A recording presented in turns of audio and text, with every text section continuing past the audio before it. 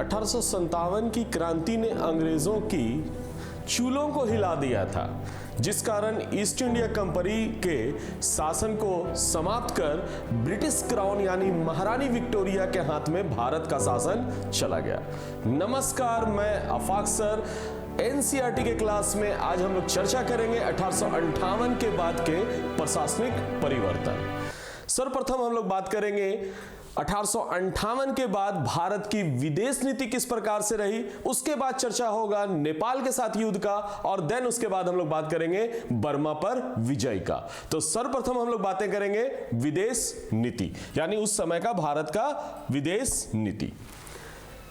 British शासन ने पड़ोसियों के साथ भारत के संबंध एक नए आधार पर विकसित किए, जिसके दो प्रमुख कारण थे। पहला कारण में बोला जाएगा संचार के आधुनिक साधनों के विकास, और देश के राजनीतिक और प्रशासनिक सुदृढ़ीकरण ने भारत सरकार को प्रेरित किया कि वो देश की प्राकृतिक भौगोलिक सीमाओं तक अपना विस्तार करे, यानी ये एक पहला रीजन बनता है। दूसरा, यह सुरक्षा और आंतरिक दृढ़ता दोनों के लिए आवश्यक था, जिसके कारण या फलस्वरूप सीमाओं पर अनिवार्य रूप से कुछ टकराव हुए। दुर्भाग्य से भारत सरकार प्राकृतिक और परंपरागत सीमाओं के बाहर भी कभी कभी चली जाती थी। चूंकि भारत सरकार का पर्पस एक ही था औपनिवेशिक काल में, वो था लाभ कमाना, और लाभ के लिए वो हर हद तक जा सकती थी।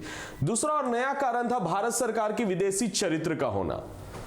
ये एक स्वतंत्र देश की विदेश नीति विदेशियों द्वारा शासित किसी देश की विदेश नीति से मूलतः भिन्न थी। यानी आधुनिक भारत में जिस प्रकार का आज के डेट में विदेश नीति है, फॉरेन पॉलिसी है, उस प्रकार से नहीं होता था, क्योंकि ब्रिटिशर्स जो है वो अपने लाभ के लिए विदेश नीति का निर्माण कर रही थी। एक स्वतंत्र देश की विदेश नीति उसकी जनता की आवश्यकता और हितों पर आधारित होती है, जबकि वो केवल ब्रिटेन के हित पर आधारित हुआ करता था। तो ये एक सबसे पहला पॉइंट है, ध्यान रखने वाली चीज है। दूसरा इंपॉर्टेंट बात है, एशिया और अफ्रीका में ब्रिटिश सरकार के दो प्रमुख लक्ष्य थे। चूंकि विदेश नीति का एक बड़ा हिस्सा है, वो एशिया और अफ्रीका में ब्रिटिश सरकार के दो प्रमुख लक्ष्य थे। बहुमूल्य भारतीय साम्राज्य की रक्षा करना, और एशिया और अफ्रीका में ब्रिटेन के व्यापार और अन्य आर्थिक हित को बढ़ाना। चूंकि ब्रिटेन का जितना ज्यादा व्यापार का विकास होगा उतना प्रगति करेगा, क्योंकि ब्रिटेन में इंडस्ट्रियल रिवोल्यूशन हो चुका था, और औद्योगिक क्रांति जब हो चुका है तो बाजार और मार्केट, यानी बाजार मार्केट और कच्चा माल, ये दो रीजन है जिसके आधार पे वो क्या कर रही है कि हर देश के साथ अपना जो है एक मजबूती से जो है हर देश पर अपना कब्जा जमाना चाहती है। इसी क्रम में एशिया और अफ्रीका में ब्रिटेन के व्यापार और अन्य आर्थिक हितों के लिए क्या कर रहे थे, वहां अपने तौर पर पैर जमा रहे थे। तो इन दो लक्ष्यों के कारण अंग्रेजों ने भारत की प्राकृतिक सीमाओं से बाहर भी अपना प्रसार किया, नए इलाके भी जीते, जहां जहां उनको लाभ लगता था वहां वहां जीते। इसके अलावा इन लक्ष्यों के कारण ब्रिटिश सरकार का यूरोप के दूसरे साम्राज्यवादी राष्ट्रों से भी टकराव हुआ। यानी ब्रिटेन का अगर आपको शायद याद होगा वर्ल्ड हिस्ट्री के तौर पर, तो आपको पता होगा कि यूरोप के अन्य कंट्रीज के साथ भी इसका टकराव हुआ। फ्रांस हो गया, जर्मनी हो गया, ये सब हम लोग जानते हैं, क्योंकि ये राष्ट्र भी एशिया और अफ्रीका में अपने इलाके बढ़ाना और व्यापार फैलाना चाहते थे। यानी ज्यादातर जो ब्रिटेन में, चूंकि पहला इंडस्ट्रियल रिवॉल्यूशन तो ब्रिटेन में हुआ, उसके बाद अन्य देशों में जब इस तरह का इकोनॉमिक डेवलपमेंट हुआ तो उन्होंने भी नए नए उपनिवेश तलाशना शुरू की, जिसके कारण दोनों का हित टकरा रहा था। तो इसके लिए भारतीय साम्राज्य की रक्षा करना, ब्रिटेन के आर्थिक हितों को आगे बढ़ाने और दूसरे यूरोपीय शक्तियों से दूर रखने के धुन में भारत की ब्रिटिश सरकार ने अक्सर भारत के पड़ोसी देशों पर आक्रमण करवाया। ये वाला पॉइंट आपके लिए very very very very important है, यही पर्पस था। दूसरे शब्दों में ब्रिटिश शासन के दिनों में पड़ोसियों के साथ भारत के संबंध अंततः ब्रिटिश साम्राज्यवाद की आवश्यकताओं से निर्धारित होते थे। जैसा कि हमने बताया कि ब्रिटिश साम्राज्यवाद का यह चरित्र होता है शोषणकारी, और शोषणकारी उद्देश्य की पूर्ति के लिए वो इस तरह का पॉलिसी अडॉप्ट किया हुआ था। लेकिन भारत की विदेश नीति ब्रिटिश साम्राज्यवाद की आवश्यकता पूरी तो करती थी, पर उसे लागू करने का खर्च भारत को बर्दाश्त करना पड़ता था। यानी उसको लागू करने के लिए भारत को बर्दाश्त करना, यानी वो अपने लाभ के लिए तो फायदा के लिए कर रही है, मगर उसका जो खर्च है वहन करना पड़ता था भारत को। ब्रिटिश हितों की पूर्ति के लिए भारत को अपने पड़ोसियों के साथ अनेक युद्ध भी करने पड़े। भारी खर्चे भी भारतीयों से ही वसूला गया, वो भी टैक्स के रूप में, जैसा कि आप लोगों को मालूम होगा। अब आते हैं इसी क्रम में विदेश के संदर्भ में पहला जो टॉपिक होगा उससे रिलेटेड नेपाल के साथ युद्ध।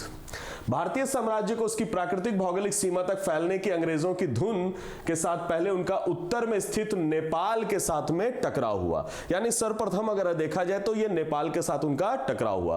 अक्टूबर 1814 में दोनों देशों के सीमा पुलिस के बीच झड़प हुई, जिससे खुला युद्ध आरंभ हो गया। यानी फर्स्ट टाइम अक्टूबर 1814 से यह युद्ध प्रारंभ हुआ। और आपको पता ही होगा लॉर्ड हेस्टिंग्स का यह पीरियड है। सैनिक शक्ति, धन और सामग्री सभी दृष्टियों से अंग्रेज नेपालियों से श्रेष्ठ है। अंत में नेपाल सरकार को ब्रिटेन की शर्तों पर शांति की बातचीत करने के लिए मजबूर होना पड़ा, जैसा कि आप लोगों को पता होगा। यानी नेपाल को जो है जबरन जो है संधि करने के लिए मजबूर करना पड़ा। अपने यहां एक ब्रिटिश रेजिडेंट रखना पड़ा, गढ़वाल तथा कुमायूं के जिले छोड़ने पड़े और तराई के क्षेत्र पर भी अपना दावा त्यागना पड़ा, सिक्किम से भी हट जाना पड़ा। ये एक line very very important for all objective examination. इस समझौते से अंग्रेजों को अनेक लाभ भी हुए। भारतीय साम्राज्य अब हिमालय तक फैल गया। एशिया के साथ व्यापार में उन्हें अधिक सुविधा हो गई। हिल स्टेशन बनाने के लिए शिमला, मसूरी, नैनीताल जैसे महत्वपूर्ण स्थान भी मिल गए। ये नेपाल के साथ में ही एक तरह से संघर्ष हुआ और उस संघर्ष के परिणाम स्वरूप उनके साथ में एक संधि हुई थी और इस संधि के परिणाम स्वरूप उनको कुछ लाभ हुआ और ये जो है एक तरह से अंग्रेजों ने अपने हित के लिए इन जगहों पर जो है एक तरह से अधिकार जमा लिया। अब आता है बर्मा पर विजय। 19वीं सदी में 3 बार स्वतंत्र बर्मा से युद्ध करके अंततः उस पर कब्जा कर लिया गया और बर्मा और ब्रिटिश भारत का टकराव सीमा संबंधी संदर्भ में देखने को मिलता है, क्योंकि म्यांमार जो है हमारे पड़ोस में था। इन दोनों के साथ सीमा संबंधी झड़प से शुरू हुआ, आरंभ हुआ और उसे प्रसारवादी आकांक्षाओं ने उकसा दिया। यानी ब्रिटिश जो है वो अपना साम्राज्य का विस्तार प्रसार करना चाहती थी। पर्पस एक ही है, मार्केट है, कच्चा माल है ना, तो इसी के लिए वो उकसा रही थी। बर्मा के जंगल संबंधित संसाधनों पर ब्रिटिश व्यापारियों की लालची निगाहें बहुत पहले से गड़ी थी, क्योंकि बर्मा में बहुत ज्यादा नेचुरल रिसोर्सेज है और उस नेचुरल रिसोर्सेज पर जो है गिद्ध दृष्टि थी अंग्रेजों की। वे जनता को भी अपने कारखानों के माल निर्यात करने के लिए बेचैन थी। जैसे हमने बताया, रिसोर्सेज एंड मार्केट ऑलवेज याद रखना है, ये जो औपनिवेशिक चरित्र का मेन बिंदु होता है। ब्रिटिश अधिकारी भी बर्मा तथा से दक्षिण पूर्वी एशिया में फ्रांसीसियों के व्यापारिक और राजनीतिक प्रभाव को बढ़ने से रोकना चाहते थे। That's called balance of power.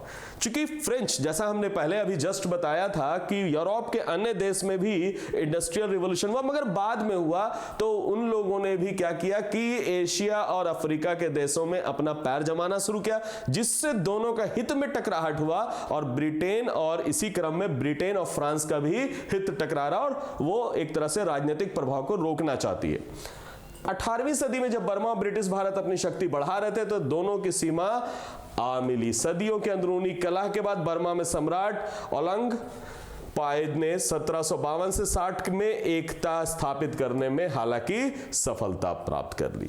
तो ये एक बिंदु है कि यहां पर जो है बर्मा के साथ किस प्रकार से युद्ध का प्रारंभ हुआ।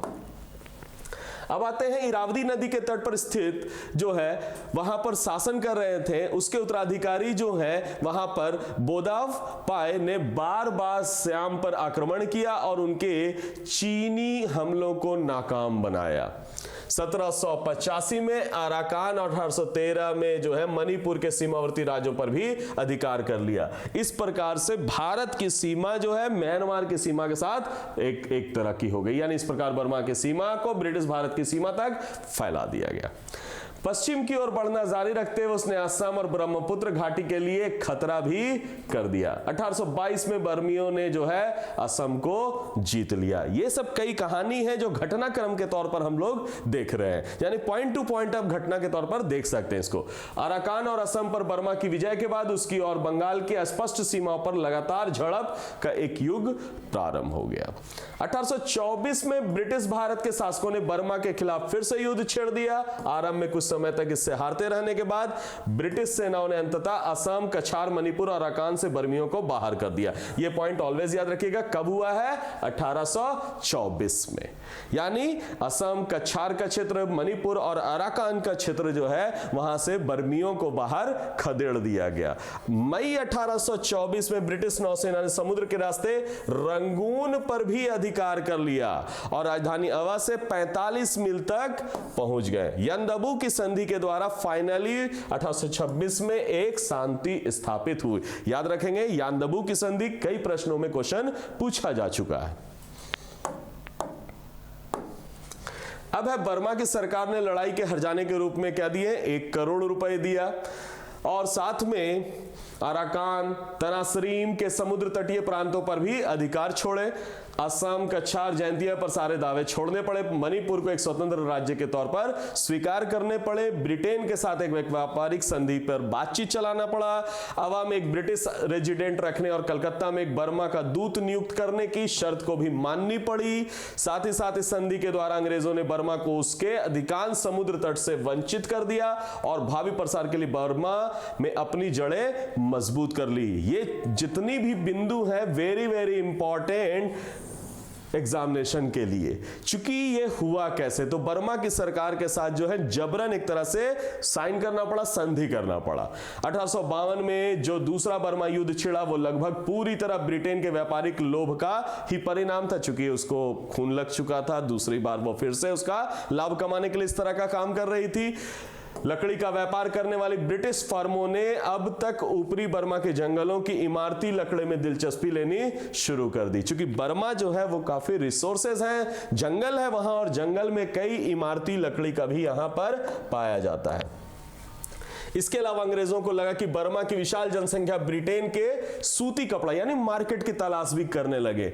औद्योगिक माल की बिक्री के लिए एक बहुत बड़ा बाजार उपलब्ध हो गया। यानी चूंकि बर्मा पर कब्जा होने से अंग्रेजों को काफी लाभ मिलना शुरू हुआ। अंग्रेजों जो बर्मा के 2 तटीय प्रांतों को पर पहले ही कब्जा जमा बैठे थे, अब बाकी क्षेत्र पर भी व्यापारिक संबंधों पर भी अपना नियंत्रण स्थापित करना चाह रहे थे।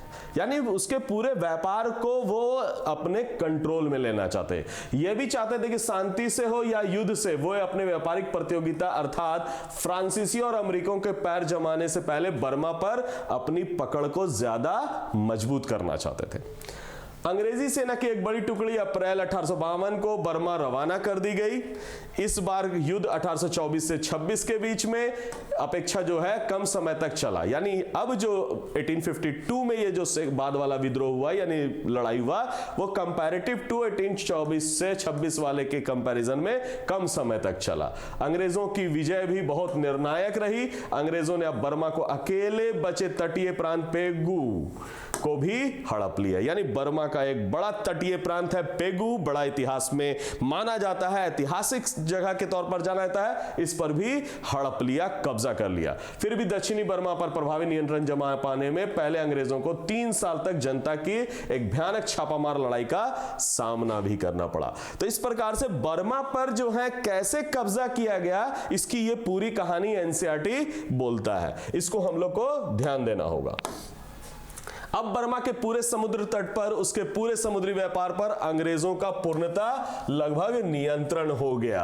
इस लड़ाई को लड़ने मुख्य जिम्मेदारी भारतीय नौ सैनिकों की उठानी पड़ी और इस पर खर्च भी भारतीयों को। यानी जितना भी लड़ाई लड़ रहा है वो अपने लाभ के लिए, उसका खर्चा किसको वहन करना पड़ रहा है? भारत को करना पड़ रहा है। और सैनिक कहां से? भारत के हैं, जैसा कि हम लोगों को पहले से पता है। पेगू के अधिग्रहण के बाद अंग्रेज वर्षों तक बर्मा और ब्रिटेन के बीच शांति बनी रही। फिर भी अंग्रेज ऊपरी बर्मा पे पैर फैलाने की कोशिश करता रहा। क्योंकि एक बार उसको लाभ वहां से मिल चुका है, अब वो निरंतर इस पर अपना लाभ जमाना चाहता है। और 2 रीजन और है, एक अमेरिका को भी इसमें आने नहीं देना चाहता है फ्यूचर में, और दूसरा है कि फ्रांस भी जो है यहां पर अधिकार ना जमा पाए। और ब्रिटेन के व्यापारी उद्योगपतियों का खास लोभ इस पर था कि बर्मा के रास्ते वो चीन से भी व्यापार संभव, यानी बर्मा के माध्यम से वो चीन पर भी अधिकार अपना जमाना चाहती थी। फ्रांसीसियों का बढ़ता प्रभाव भी अंग्रेजों को जलन का शिकार बनाए हुए थे, जैसा कि हम लोग पहले ही चर्चा कर चुके हैं। ब्रिटिश व्यापारियों को डर था कि उनके फ्रांसीसी और अमेरिकी प्रतिद्वंदी बर्मा के विशाल बाजार पर किसी प्रकार से कब्जा न कर ले, यानी व्यापारिक हित के साथ साथ वो अपना हित भी देख रही है कि ब्रिटेन जो है वो पॉलिटिकली सशक्त होगा अगर इन सब चीजों के साथ इस प्रकार का डील करता है। तो अब ब्रिटेन में चैंबर ऑफ कॉमर्स ने रंगून में बैठे ब्रिटिश व्यापारियों ने ब्रिटिश सरकार पर दबाव डाला कि ऊपरी बर्मा पर फौरन कब्जा करे। ब्रिटिश सरकार स्वयं भी इसके लिए इच्छुक ही थी। 13 नवंबर 1885 अंग्रेजों ने बर्मा पर तो हमला किया। 28 नवंबर 1885 को सम्राट वहां के थिबाऊ हैं ने आत्मसमर्पण कर दिया और उस राज्य को जल्द ही भारतीय साम्राज्य में भी मिला गया, यानी बर्मा का विजय हो गया। बहुत आसान रही। 3 बार हम लोग मेन फोकस पॉइंट के 24-26 में याद किया, फिर 50 के दशक में और फिर 85 में। शासन करना इतना आसान हालांकि नहीं रहा।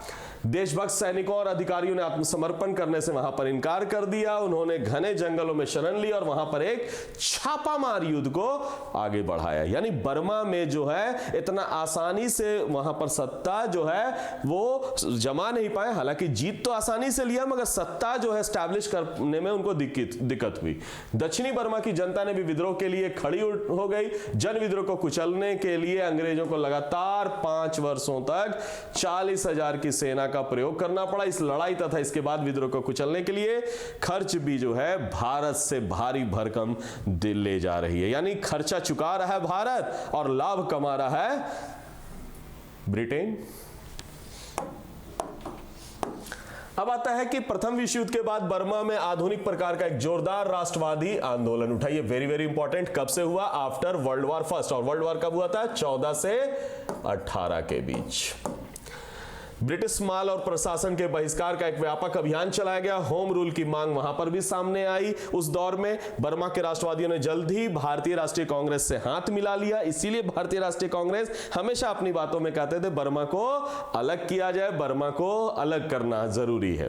बर्मा के स्वाधीनता संग्राम को कमजोर कर सकने की आशा में 1935 में अंग्रेजों ने बर्मा को भारत से अलग कर दिया। बर्मी राष्ट्रवादियों ने इस कदम का विरोध किया और बर्मा के राष्ट्रवादी आंदोलन द्वितीय विश्व युद्ध के दौरान ऊ आंग सान के नेतृत्व में अपनी चरम सीमा पर पहुंच गया और अंततः एक डेट याद रखेंगे, 4 जनवरी 1948 को बर्मा ने अपनी स्वाधीनता प्राप्त कर ली। तो इस प्रकार से जो है 1858 के बाद जो प्रशासनिक परिवर्तन हुए उसमें किस प्रकार से विदेश नीति में परिवर्तन किए गए और विदेश नीति के तहत में वो अपना जो वर्चस्व स्थापित करने के लिए नेपाल के साथ किस प्रकार से डील किया और बर्मा को किस प्रकार से विजय किया और बर्मा किस प्रकार से स्वाधीन हुआ, इन सब की कहानी आज हम लोग जाने हैं।